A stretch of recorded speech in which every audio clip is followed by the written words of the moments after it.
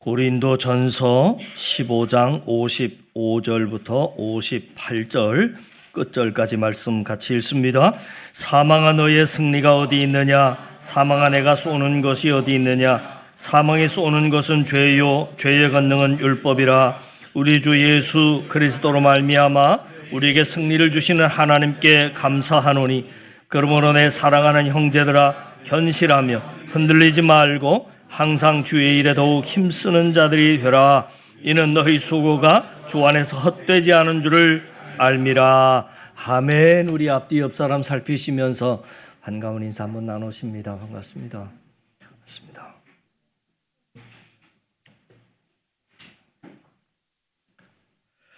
예수님은 이 땅에 사시는 동안에 죄를 이기셨습니다. 죄를 이기셨다 하는 것은 죄가 예수님을 단 한 번도 삼키지 못했다 하는 것입니다. 첫 번째 대표자였던 아담은 죄의 유혹 앞에서 처참하게 무너졌지만, 두 번째 대표자로 이 땅에 오신 예수님은 죄의 유혹을 완벽하게 이기셨습니다. 그러기에 히브리서 4장 15절은 이렇게 말합니다.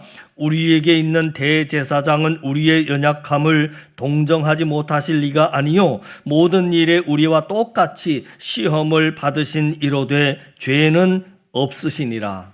그러니까 시험은 받으셨지만 아담처럼 시험 앞에서 무너지지 않고 이기셨다 하는 것입니다.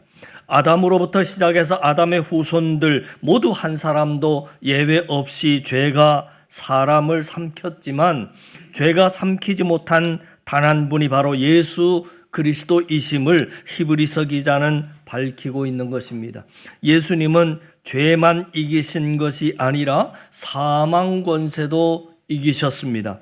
예수님은 십자가에 못 박혀 죽으신 지 3일 만에 부활하셨기에 예수님의 부활은 빈 무덤입니다.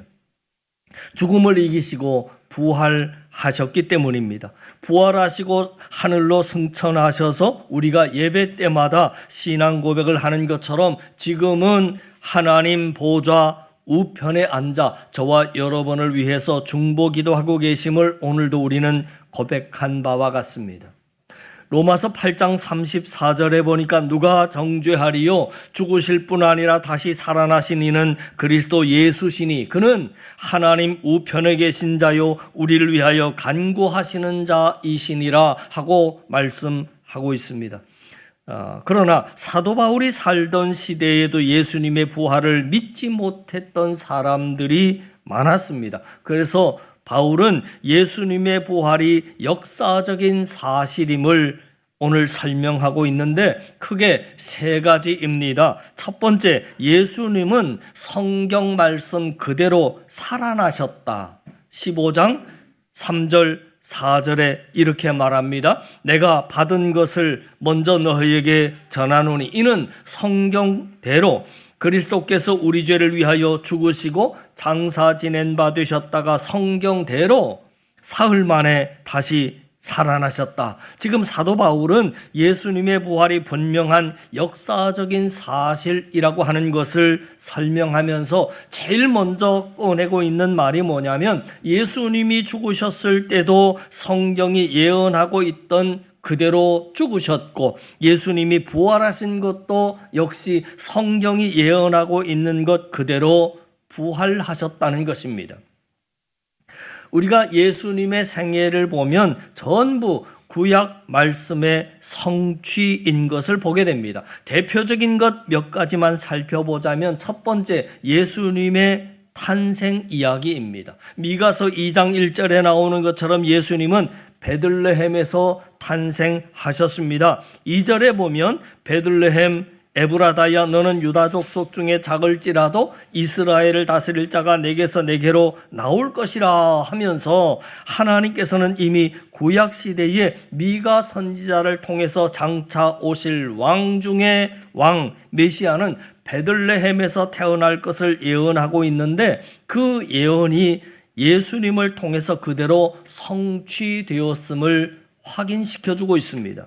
두 번째, 하나님께서는 스가랴 선지자를 통해서 장차 오실 메시아가 나귀를 타고 오실 것이다 이미 예언을 하셨는데, 스가랴서 9장 9절은 또 이렇게 말합니다. 여러분 우리 같이 읽어 나가십니다. 시온에 따라 크게 기뻐할지어다. 예루살렘에 따라 즐거이 부를지어다. 보라, 내 왕이 내게 임하시리니 그는 공의로우시며 구원을 베푸시며 겸손하여서 나귀를 타시나니 나귀의 작은 것 곧 나귀 새끼니라 하고 예언되어 있습니다. 세 번째, 메시아의 죽음이 너무나 구체적으로 예언되어 있습니다. 여러분 아시는 바와 같이 이사야서 53장에 보시면 예수님 오시기 700년 전에 하나님께서 이사야 선지자를 통해서 십자가의 고난 사건을 아주 생생하게 기록해 놓으셨습니다. 그리고 예수님께서 이사야 선지자의 그 예언 그대로 우리 대신 채찍을 맞으시고 우리 모든 죄를 혼자 지시고 십자가에서 죽으신 것입니다. 마지막 네 번째, 메시아의 부활도 예언되어 있습니다. 시편 16편 10절에 보니까 이는 주께서 내 영혼을 스올에 버리지 아니하시며 주의 거룩한 자를 멸망시키지 아니하실 것임이니라. 구약 성경에서 스올이라고 하는 단어와 음부라고 하는 단어는 같은 의미인데, 그런데 내 영혼을 스올에 버리지 아니하시며 라고 하는 이 말이 무슨 말이냐면 부활함을 말하고 있는 겁니다. 여러분, 이 성경의 내용을 크게 나누자면 그래서 예언과 성취입니다. 성경은 예언의 책입니다. 그리고 동시에 그 구약의 예언들이 신약에 이르러서 하나님의 아들이신 예수님을 통해서 어떻게 성취되어 가는지를 우리에게 보여주고 있는 것입니다. 이제까지 성경의 예언은 한치의 오차 없이 단 하나만 남고 성취됐습니다. 아직 성취되지 않고 남은 단 하나의 예언이 뭐냐면 예수님의 재림입니다. 성경의 예언대로 예수님이 오셨고 성경의 예언대로 사시다가 성경의 예언대로 죽으시고 부활하사 하나님 보좌 우편에 앉아 계십니다. 그리고 언제인지는 모르지만 하나님의 때가 되면 예수님이 성경의 예언 말씀 그대로 이 땅에 다시 오사 이 땅을 심판하실 것을 말해주고 있는 것입니다. 그래서 바울은 예수님의 부활이 역사적인 사실이라고 하는 것을 세 가지로 설명했는데, 첫째, 예수님이 성경대로 살아나셨다. 둘째, 증거는 수많은 목격자들입니다. 예수님이 부활하시고 부활하신 몸으로 이 땅에 40일 동안 머무시다가 40일 후에 베다니라고 하는 곳에서 제자들이 보는 앞에서 하늘로 승천하셨습니다.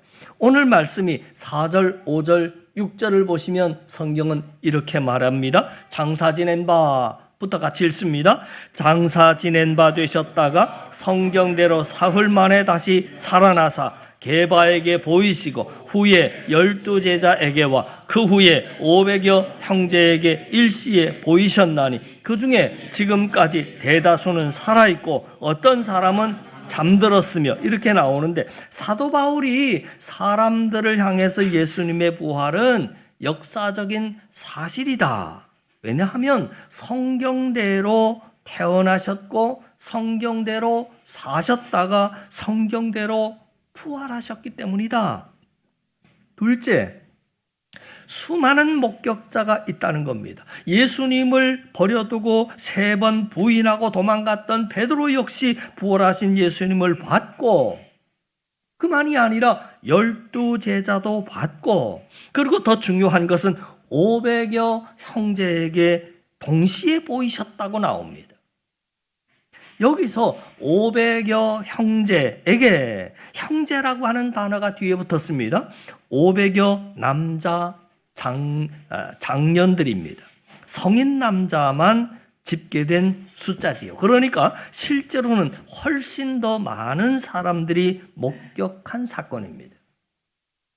그 남자 장년들에게 예수님이 동시에 보이셨다는 것입니다. 왜냐하면 한 사람 한 사람에게 보이면 헛것 봤다고 할까 봐 그런 것입니다. 환상을 봤다는 그런 말이 돌까봐 예수님이 500명이 넘는 군중들 앞에서 부활하신 몸을 일시에 보이셨다 하는 것입니다. 부활하신 예수님을 두 눈으로 똑똑히 본 증인들이 이렇게 많은데 너희는 왜 예수님의 부활을 믿지 못하느냐 하는 것이 오늘 사도 바울이 고린도 교회를 향한 외침입니다. 사도 바울이 말하는 부활의 첫 세 번째 증거는 자신과 사도들의 변화입니다. 예수님이 로마 군병들에게 체포돼서 십자가 고난당하실 때 제자들이 예수님 곁을 다 도망갔습니다.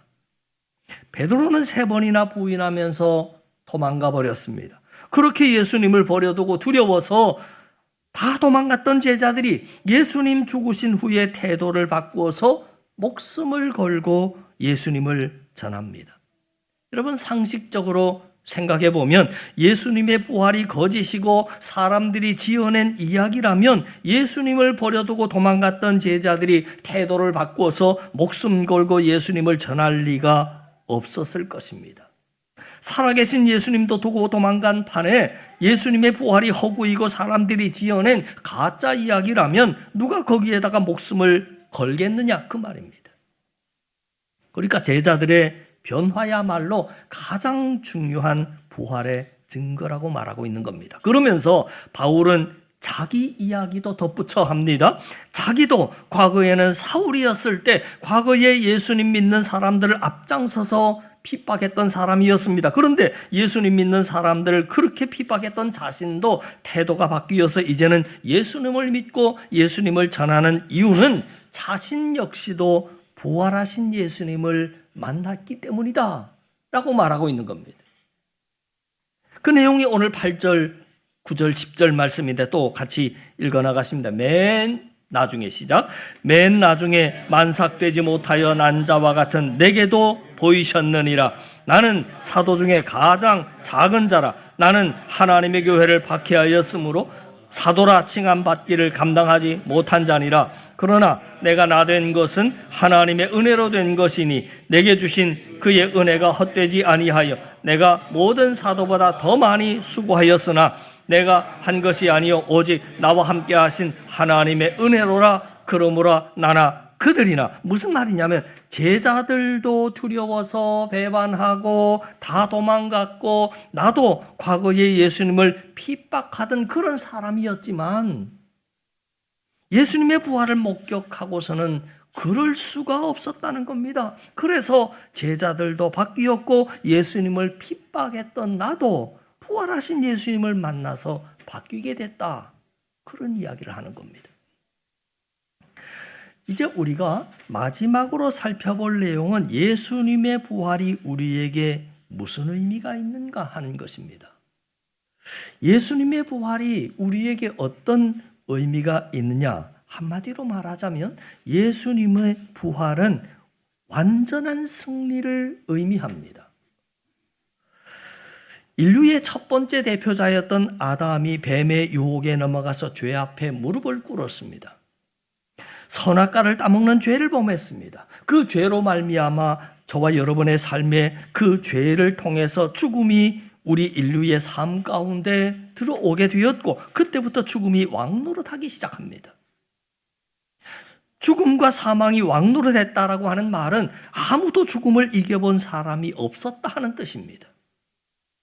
그게 바로 죽음이 왕노릇했다는 말입니다. 그래서 죽음이 왕노릇하는 세상에서 사람의 삶은 평생 죄짓고 살다가 마지막에 죽는 겁니다. 종류만 다르고 형태만 달랐지 모든 인류의 삶은 딱 한마디로 정리할 수 있습니다. 죄짓고 살다가 결국은 죽는 겁니다. 죽음이라고 하는 것이 모든 인류를 다 삼켜버렸기 때문입니다. 그런 우리를 구원하시기 위해서 하나님께서 아들이신 예수님을 이 땅에 두 번째 인류의 대표자로 보내주신 겁니다. 두 번째 인류의 대표자는 아담과 달랐습니다. 예수님은 앞서 말씀드린 대로 죄를 이기셨고 죽음까지 이기시고 부활하사 잠자는 자들의 첫 열매가 되셨다. 성경은 말합니다. 20절, 21절, 22절이 이렇게 말합니다. 그러나 똑같이 읽습니다. 그러나 이제 그리스도께서 죽은 자 가운데서 다시 살아나사 잠자는 자들의 첫 열매가 되셨도다. 사망이 한 사람으로 말미암았으니 죽은 자의 부활도 한 사람으로 말미암는도다. 아담 안에서 모든 사람이 죽은 것 같이 그리스도 안에서 모든 사람의 삶을 얻으리라. 이 말씀에서 주목해서 봐야 할 단어가 있습니다. 그게 뭐냐면 첫 열매라고 하는 단어입니다. 20절 뒷부분에 보니까 그리스도께서 죽은 자 가운데서 다시 살아나사 잠자는 자들의 첫 열매가 되셨다 라고 하는 이 첫 열매라고 하는 단어를 주목해서 왜 봐야 하냐면 첫 열매라고 하는 것은 다음 열매를 예고하기 때문이지요. 첫 번째 인류의 대표자인 아담이 죽음과 패배의 첫 열매를 맺었습니다. 그래서 그의 후손들인 우리가 죽음과 패배의 열매를 계속 맺고 살아가는 겁니다.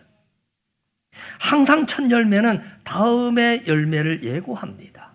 이제는 예수님이 이 땅에 오셔서 부활과 승리의 첫 열매가 되셨기에 예수님의 자녀인 우리는 장차 부활과 승리의 열매를 똑같이 맺게 될 것을 말해주고 있는 대목입니다.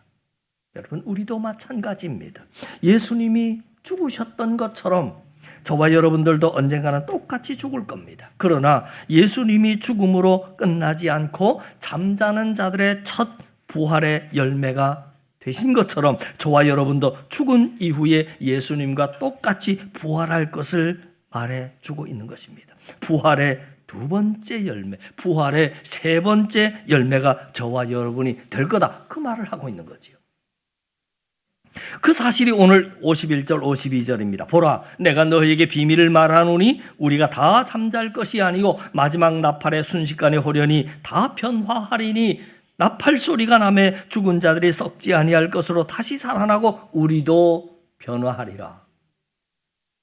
이 말씀은 예수님이 이 땅에 재림하시는 장면인데 천사들의 나팔 소리가 날 때 과거에 죽었던 자들이 예수님처럼 다시 부활할 것을 말합니다. 부활의 첫 열매이신 예수님처럼 그 천사들의 나팔 소리가 들릴 때 저와 여러분들이 다시 육체의 옷을 입는다 하는 이야기입니다. 그런데 중요한 것은 저와 여러분이 부활할 때 지금 우리들이 입고 있는 육체의 옷이 그대로 복원되는가? 그런 것은 아닙니다.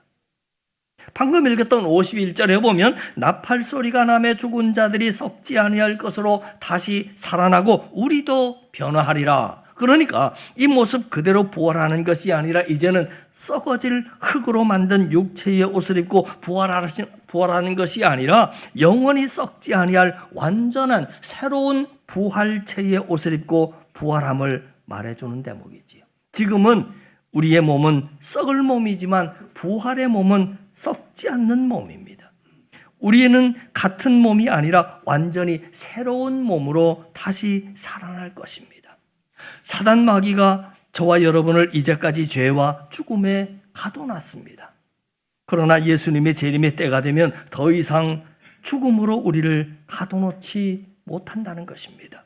이것이 바로 성경이 말하는 완전한 승리이고 이것이 바로 우리가 사망을 삼키고 이기는 것임을 오늘 성경은 사도 바울을 통해서 가르쳐 주고 있는 겁니다. 사도 바울은 그 내용을 이렇게 기록합니다. 54절에 보니까 이 썩을 것이 썩지 아니함을 입고 이 죽을 것이 죽지 아니함을 입을 때에는 사망을 삼키고 이기리라 기록된 말씀이 이루어지리라. 저와 여러분이 예수님 안에서 사망을 삼키고 이기는 날이 다가오고 있음을 오늘 성경은 우리에게 말해주는 거지요.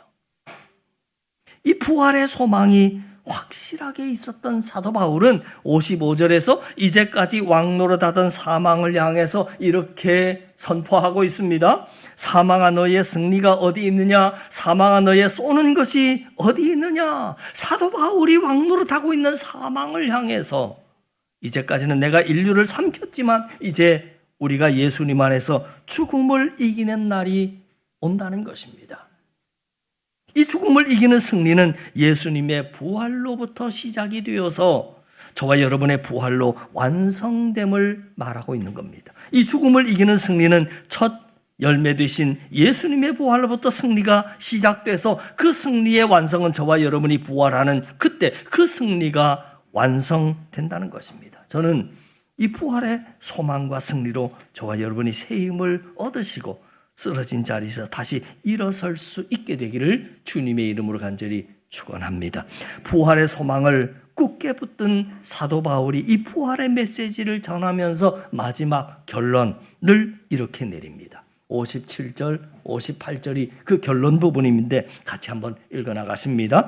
우리 주 예수 그리스도로 말미암아 우리에게 승리를 주시는 하나님께 감사하노니 그러므로 내 사랑하는 형제들아 견실하며 흔들리지 말고 항상 주의 일에 더욱 힘쓰는 자들이 되라. 이는 너희 수고가 주 안에서 헛되지 않은 줄을 알미라. 지금 사도 바울이 그 영원한 승리, 완전한 승리인 부활을 선포하다가 마지막 결론을 이렇게 선포합니다. 그렇기 때문에 그 완전한 승리가 점점 우리 앞으로 다가오고 있기 때문에 우리가 그 승리를 주신 하나님께 감사해야 하지 않겠는가 라고 말하는 거지.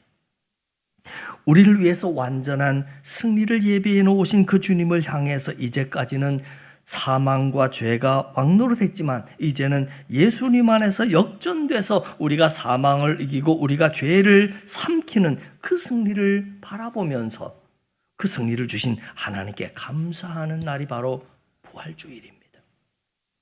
또 이 놀라운 승리가 이미 예배되어 있기에 너희들은 견고하며 흔들리지 말며 거짓 유혹에도 흔들리지 말고 하나님 나라의 확장을 위해서 기도하고 수고하는 모든 것들을 주님 재림하실 그날에 우리에게 부활의 승리만 주실 것이 아니라 상급으로 갚아주실 그날을 기대하면서 주의 일에 더욱 힘쓰는 자들이 되라 하고 말하고 있는 겁니다. 왜 우리가 낙심하지 않는가? 왜 우리가 손해를 감수하면서도 믿음을 지키는가? 왜 우리가 끝까지 예배의 자리를 지키는가? 라고 할 때 부활을 믿는 사람은 현재의 손해보다 미래의 승리를 보고 사는 사람이기 때문입니다. 그러므로 우리는 패배를 향해 가는 사람들이 아니라 이미 승리를 향해 가는 사람들입니다. 부활은 사건이 아니라 우리의 미래이기 때문입니다. 또한 부활은 기념하는 사건이 아니라 우리가 반드시 경험할 미래이기 때문입니다. 이 부활의 소망을 가지고 사도 바울처럼 힘쓰고 지치고 쓰러진 자리에서 다시 한번 영원한 승리를 바라보면서 승리를 선포하시고 그리고 그 승리를 삶 가운데 누리며 살아가는 저와 여러분 되기를 주님의 이름으로 간절히 축원합니다. 기도드립니다. 부활을 이기시고 죽음을 이기시고 부활하신 주님을 찬양합니다. 죄와 사망 가운데 있던 우리를 위해 예수 그리스도를 보내시고 십자가와 부활로 완전한 승리를 이루어 주심에 감사드립니다. 우리가 이 부활의 소망을 붙들고 살아가게 하옵소서. 눈에 보이는 현실 때문에 낙심하지 않게 하시고 보이지 않는 영원한 승리를 바라보며 살아가는 자들 되게 하옵소서. 흔들리는 세상 속에서도 견실하며 흔들리지 않는 믿음을 주시고 항상 주의 일에 더욱 힘쓰는 삶을 살게 하옵소서. 우리의 모든 수고가 주 안에서 결코 헛되지 않음을 믿고 끝까지 충성하는 삶의 예배자들 되게 하옵소서. 부활의 주님과 함께 날마다 승리를 누리며 살아가게 하시고 항상 우리에게 주실 영광의 부활을 소망하며 오늘도 믿음으로 살아가게 하옵소서. 이 모든 말씀 우리의 구주 되신 예수 그리스도의 이름으로 기도하옵나이다. 아멘.